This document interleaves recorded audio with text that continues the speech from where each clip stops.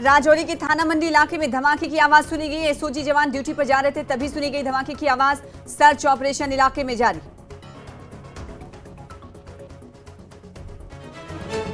बारामुल्ला से रुकने parliament engineer Abdul Rashid की मुस्तकिल जमानत का मामला, अदालत आज सुना सकती है फैसला। मंशियात फरोशों के खिलाफ अनंतनाग पुलिस की कार्रवाई, 2 मंशियात फरोशों की जायदादें कुर्क। डोडा के मलनी इलाके में लगी आग, 3 मंजिला इमारत जलकर खाकस्तर, लाखों का हुआ नुकसान। बीजेपी के साबिक रुकन असेंबली फकीर मोहम्मद खान की आखिरी रसूमात आज की जाएगी अदा। गुरेज में किया जाएगा सुपुर्द लहद। कल इन्होंने की थी खुदकुशी।